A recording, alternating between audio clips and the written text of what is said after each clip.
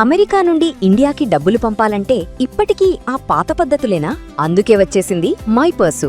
Download now.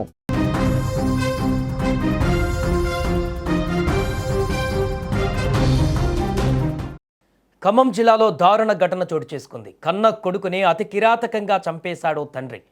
నవమాసాలు మోసి కన్న తల్లికి ఆ బిడ్డ మీద ఎంత ప్రేమ ఉంటుందో భుజాల మీద మోస్తూ పెంచిన తండ్రికి కూడా అంతే ప్రేమ ఉంటుంది.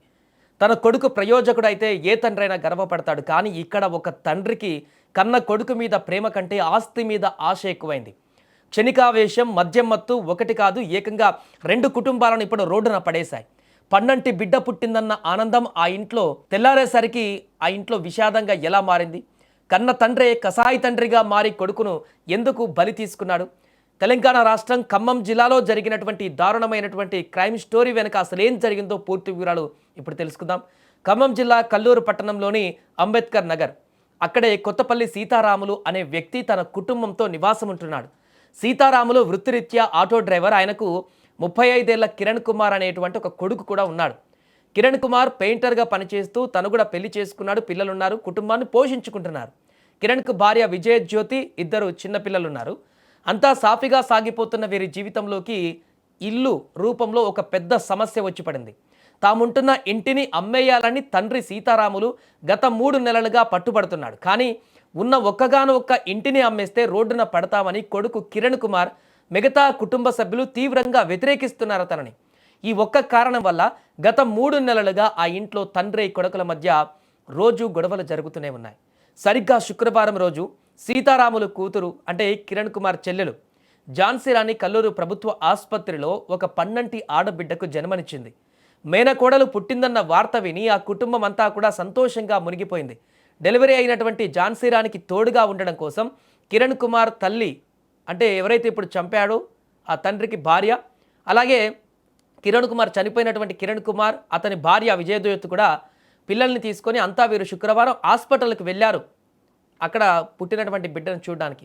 ఇంట్లో కేవలం తండ్రి సీతారాములు, అదేవిధంగా ఆయన కొడుకు కిరణ్ కుమార్ మాత్రమే ఉన్నారు. మిగతా ఆడవాళ్ళంతా అక్కడ హాస్పిటల్కి వెళ్ళారు. ఒక పక్క మేనకోడలు పుట్టిందన్న ఆనందం, ఇంకొక పక్క ఇంట్లో ఆడవాళ్ళు ఎవరు లేకపోవడం. దీంతో తండ్రి కొడుకులు 2 కలిసి పీకల దాకా మద్యం తాగారంట అక్కడ.